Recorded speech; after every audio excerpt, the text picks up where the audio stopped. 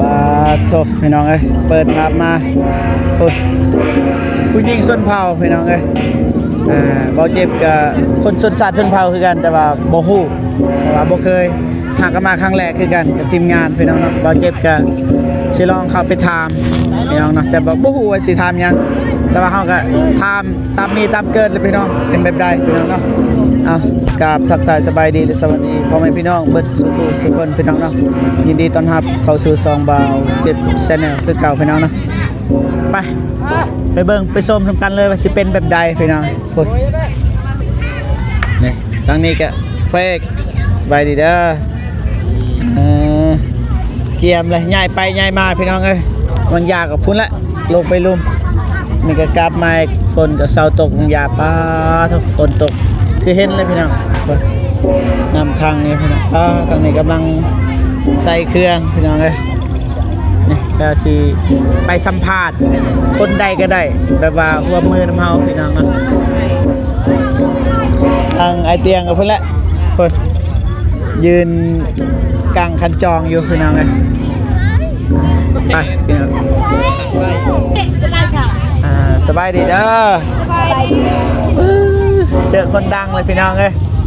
แต่บ่ฮู้ว่าผู้ใดดังกว่าหมู่แต่ฮู้กันอยู่ก็คือน้องดาฮู้จักกันอยู่พี่น้องเอ้ย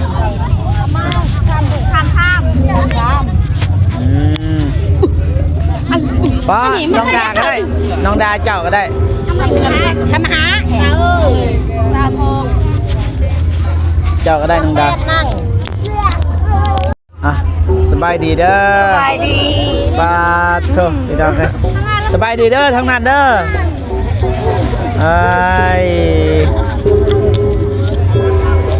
น้องดาเข้าห่วมจักเถือเลยเข้ามาพอดไอ้น้องตอบเลยนี่ไปยังก็ฟอนจักปีแล้วถึกฟอนแบบนี้จักปีแล้วน้องนะไม่เราพูดได้หมดซองเถื่อแหละซองเถื่อแล้วกับนี่แสดงว่าช่วงนั้นยังน้อยก็เลยเขาบ่เอาน้องดาจักปีเลยน้องดา19 ปีเลย9 ปีโดยนี่คือน้องดาพี่น้องนี่น้องตาอันนี้เคยไปเห็นในเทื่อนึงไปกับไอรีพี่น้องไงอายุจักปีแล้ว19 ปี19 ปีแล้วโดยอ้ายนี่มีแนวอยากได้จากนอกนี่ยกอันนี้วะยกเก่าหรือใหม่เก่าโอ้ราคาแพงเลยเก่านี่ราคาเท่าไรเม็ดหนึ่งมันประมาณล้านป้ายประมาณเอาอยู่แม่นราคาแพงอันนี้มันเก่าอันนี้เม็ดหนึ่งนี่ล้านปลายแม่นจากเม็ดอยู่นี่30 ปลายเม็ดสบายดีได้เด้อสบายดีเด้อสบายดีสบายดีไรเถื่อยเนี่ยได้จักปีแล้วที่เข้ามาห่วงแบบนี้2 ปี2 ปีคือกันโดยสอบจักมือสอบพอด5 มื้อโดยแสดงว่าน้องในซ้อมลายกว่าหมูคนอื่นมีแต่3 วันบ่เบิดทุกคนเขาว่า3 วันเลยบ่ผมไปแอบซ่อมเดียวแบบว่าบ่ต้นแรกนะแบบว่าตั้งแต่วันที่25 26ก่อนโดยลองตัวอย่างเบิ่งแบบน้อยนึงตัวอย่างเบิ่งฟอนตัวอย่างโดยแม่นท่าที่1เป็นแบบนี้โดยท่าที่1โดยท่าที่1ท่าที่1ว่าหั่นโดยท่าที่2อีกท่าที่2เป็นแบบเท้ามือนี่โดยท่าที่3เป็นแบบนี้โดยท่าที่4บ่มีแบบ3แบบหอบเลยแบบนี้แม่นแบบนี้ป่ะโดยแม่นซ่อนอ้ายเพิ่นได้ป่ะได้ซ่อนว่าน้องเพิ่นว่าสิซ่อนนะสิซ่อนอ้ายนะโดยซ่อนเดี๋ยวนี้นี่เหรอบ่แม่นแล้วใส่แล้ว บ่เป็นหน้าเอา อันนี้คือกันบ่น้องสบายดีเด้อคือกันบ่ยกคือกันบ่เก่าคือกันไอ้ยะมีแต่เก่า สู่น้องดาวไม่ได้หรอก เอ้ย แม่นสูตรน้องดาวบ่ได้ มัน พบกับโมนี่ได้ บ่สู้ได้ สู่ได้เนาะ มาเป็น 30-40 ล้านนะ บ่เป็นหยังคือว่าจังซั่นได้อันนี้นี่เขาซื้อมาแต่ห้านอันนี้เขาสิซื้อเข้าห้านแล้วก็ออกมาขายราคาต่างเนี่ยว้าวแท้อันนี้เขาซื้อในหมู่บ้านเขาซื้อคันอยู่ต่างประเทศนี่ตัวนี้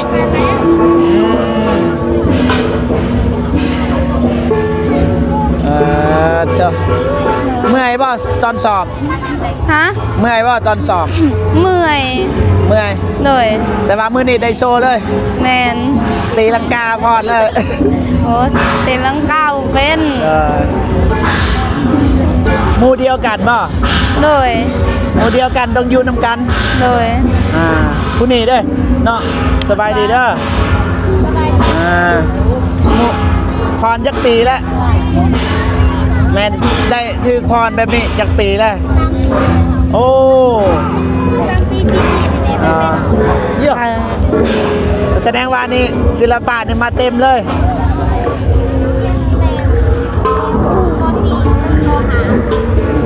น้องดา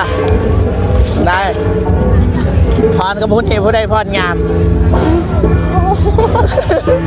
น้องดาและพรงามกวม น้องดาอ้าวอันนี้เป็นน้องป่ะ ฮะ อันนี้เป็นน้องป่ะ แล้วเป็นน้อง โอเคต่ออีกบัดนี่อายุจักปีเลยเนาะ อายุ17 ปีคือกัน 17 ปี โดย คือว่าเอิญผู้นี้น้อง เก่าประมาณ19 ปีแล้วประมาณ17ขอโทษเด้อ 19ป่ะ โดย ซื้อหยังก็น้องซื้อหยัง ชื่อไอ ซื้อไอ โดย ไอซื้อเจ็บเด้อ โด เจ็บ ยโด ไข่ ยโดย อันนี้ผู้ดี ยินดีที่ได้รู้จักเด้อไอ ได้อันประกาศเลย ก็ประกาศผู้ชาย อันนี้นี่ผู้สาวเบิดบ่นี่ แมนมันมี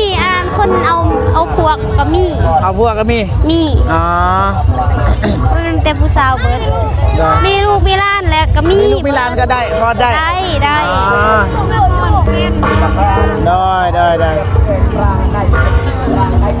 อันนี้เด้อันนี้ผู้นี้เด้สบายดีเด้อ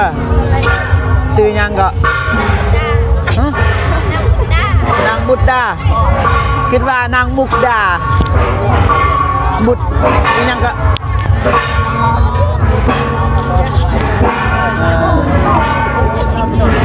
อายุจักปีแล้วเนาะ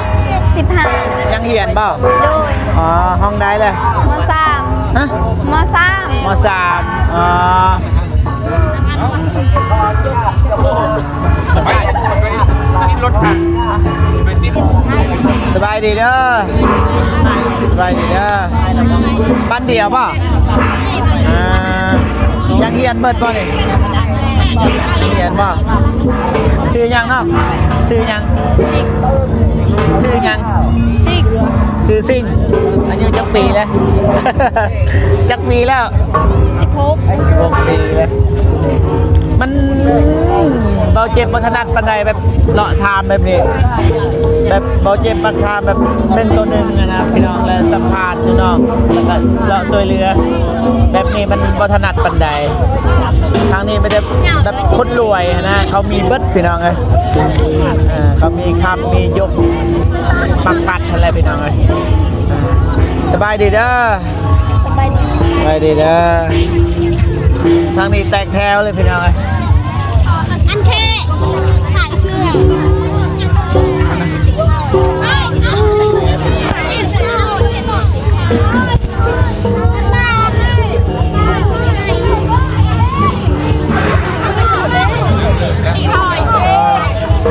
อ้าวผู้นี้คือแปลกหมูสบายดีเด้อจับนะ น้องซื้อยังเลย ชื่อก้อนลา อีกยังก็ ก้อนลา ออนลา โดย อายุจักปีเลย 17 17 ปี โดย ยังเหียนบ่ บ่ออกแล้ว ออกแล้วคือว่าสุดต่างหมู่เลยนี่ มันบ่มีสุดคือหมู่ บ่มีสุดคือหมู่หรือว่าบ่มักคือหมู่ แม่นบ่มี ผู้นั้นก็ต่างเลยเด้เกินบ่ได้ใส่ยกบ่บ่มียกบ่มักปัดนี่นะบ่เห็นใส่มา บ่มี บ่มี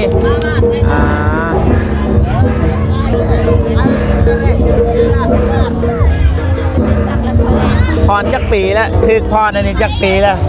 ห้าก็มาพรปีนี้ คำพรปีนี้อยากบ่บทพร ก็บ่ได้อยากปานใดมันก็ ตัวอย่างให้อายเบิ่งได้บ่ตัวอย่างเซฟได้บ่ได้บ่แบบท่าที่1ท่าที่2ท่าที่3ท่าที่4มันมี4ท่าแม่นบ่ 3 3บ่ โดย ให้เราจับโทรศัพท์หน่อยลองเบิ่งท่าที่1ได้ใด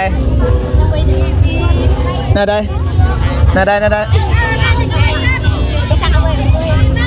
ที่1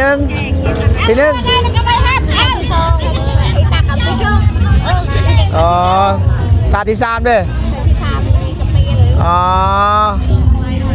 อายุพรงามต้องได้เบิดแม่นบ่ได้เบิดเป็นเบิด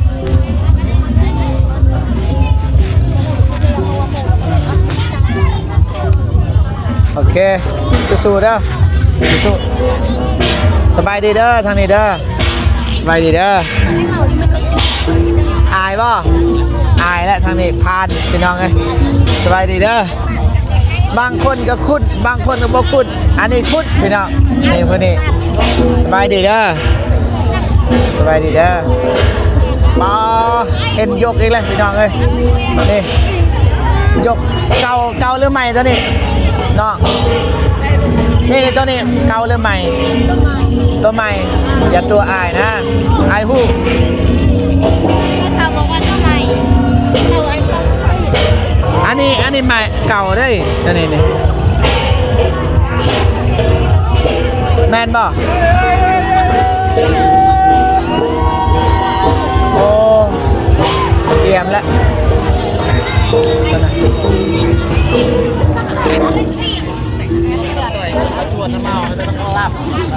สบายดีเด้อสบายดีนบสบายดีนบสบายดีเด้อสบายดีเด้อสบายดีเด้อ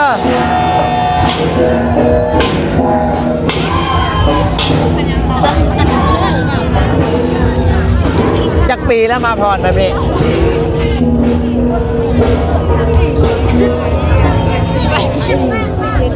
บอแมนเข้ามาพรอยู่นี่จักเถื่อแล้วบอจุน้องนะจักเถื่อแล้วบอแมนมากับปีนี้อ๋อ2 ปีกับปีนี้น้องซื้อยังฮะจับไม้นะซื้อยังก็ ซื้อวันค่ วันค่ เด้อ ำอายุจักปีเลย ำ17สิเขา18 ปี เฮียนห้องใดเลย โมเจ็ด หมอเจ็ดเลย เด้อ รุ่นลานพี่น้องลานบอเจ็บกับหมอเจ็ดคือกันพี่น้อง สัมภาระ อันนี้เด้ออันนี้เด้อซื้อยัง ซื้อพลอย ซื้อพลอย แมน เด้อจักปีเลย 16 ปี 16 ปีเด้อไปเลย โดย โอเคขอบใจนี่เด้อซื้อยังก็ ซิลี่ ซื้อลี่อายุจักปีเลย 16 ปี 16 ปีโอเคไปบัด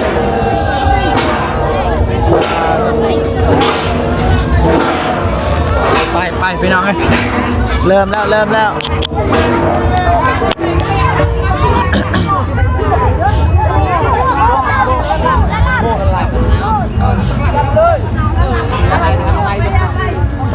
เถอะ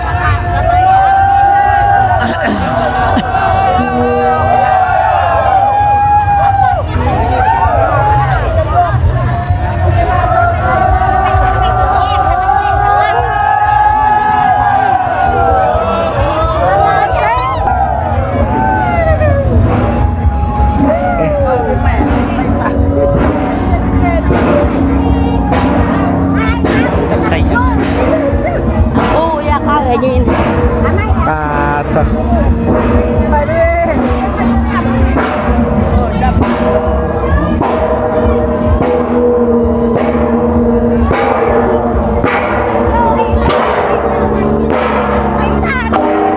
ปลา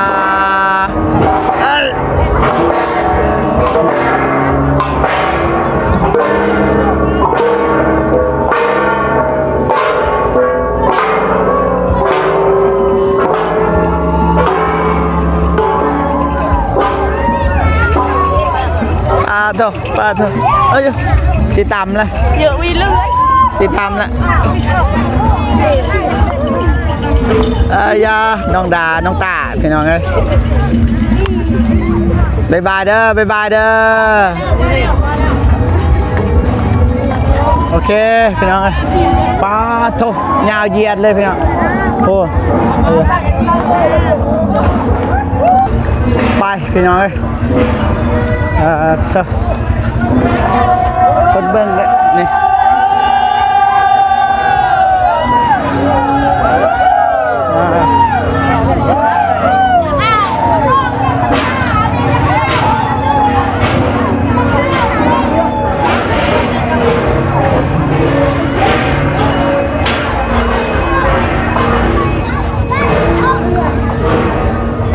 มาพี่น้อง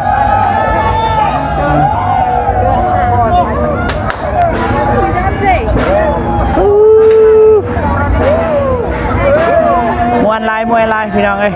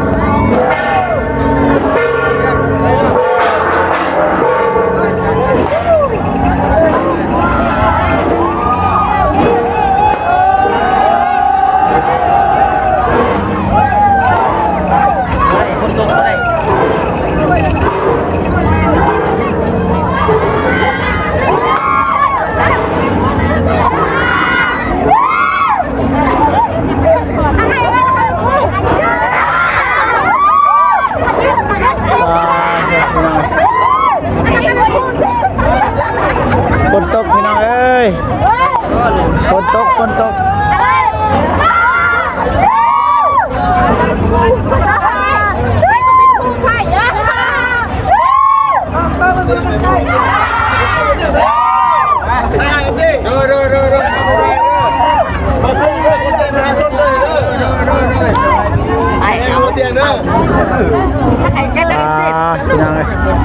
ไปเข้าพี่น้องยอกสิเข้าอีกมิติหนึ่งพี่น้องเอ้ยปลาเถอะ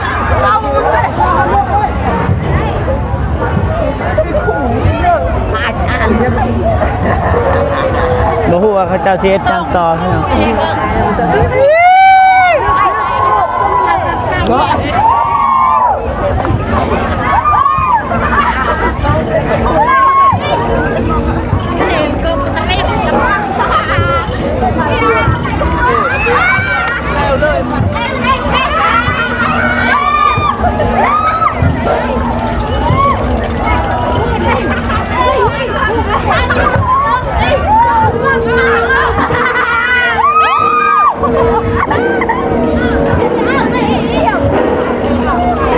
โอ้โย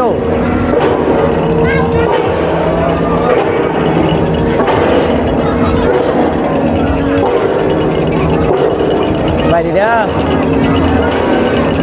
ฝนตก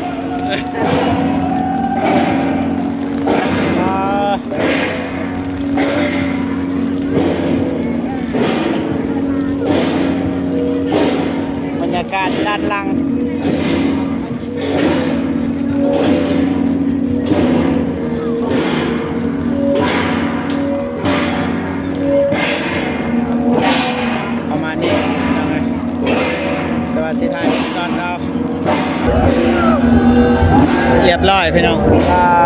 เถอะ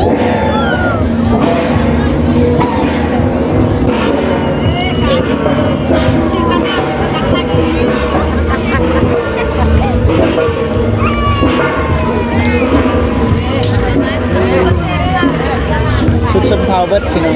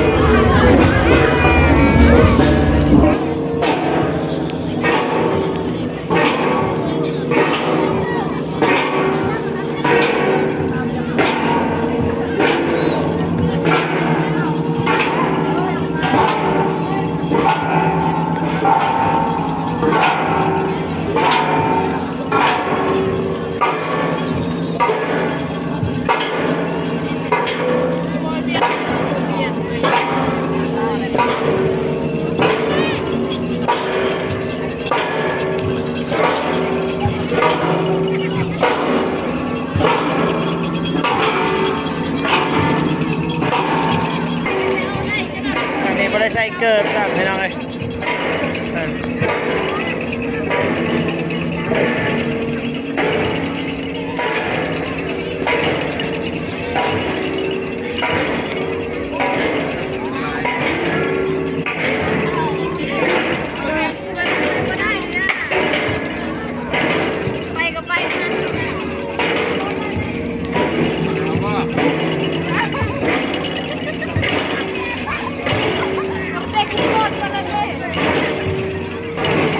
บ่ได้ใส่เกิบทางนี้ต่อ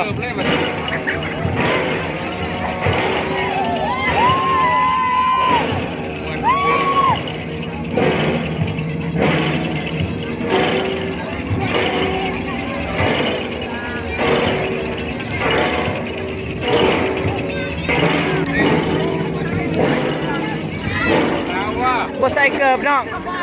บ่ใส่เกิบยานลมบ่ทีมเกือบ ก็ไม่ได้ใส่เกิบพี่น้องเลย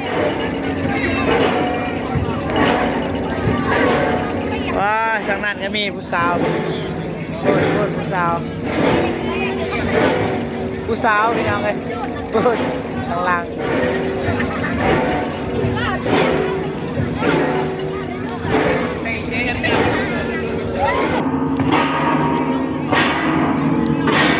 ระวังลมเด้อระวังลม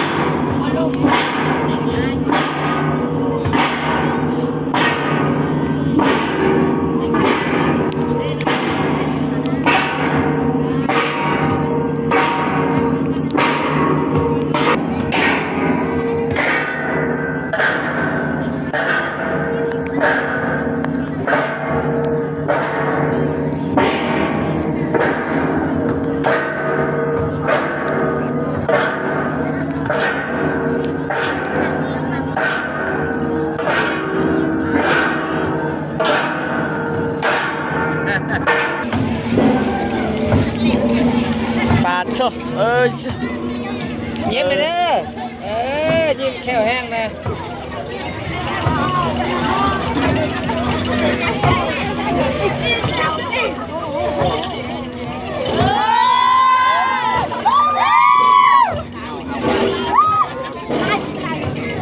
น้องตาดูดเห็นไหมดูดเห็นไหม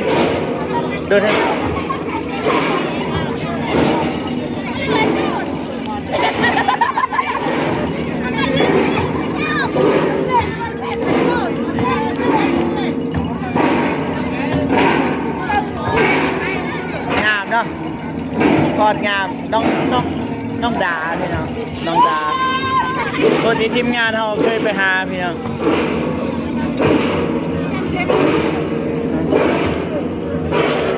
ใส่เกิบโอเคพี่น้องประมาณนี้เราเก็บแต่หยุดคลิปก่อนพี่น้องนะสิถ่ายเป็นซอนเพราะว่ามันยาวเกินพี่น้องเลย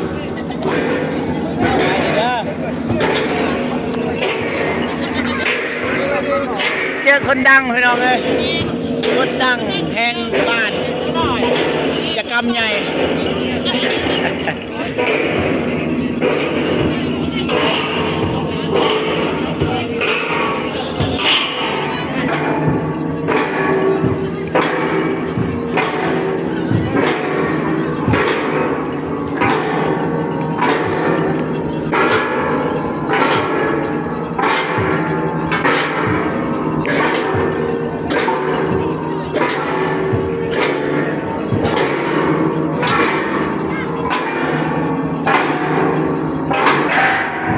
เป็นเส้นทางเลยพี่น้อง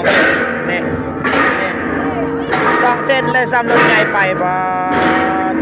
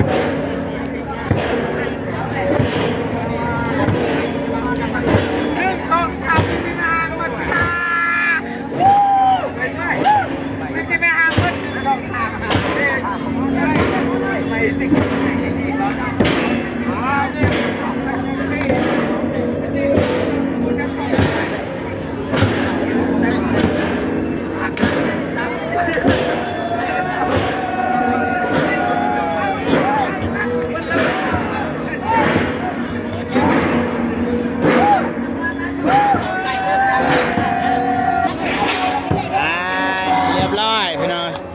โอ้ของแท้แท้บ่ สองสอด จบ สอนเดียวบวกหักใส่สองสอนเลย เป็นเส้นทางเลยเส้นทางคือรถใหญ่เด้อรถไปนะ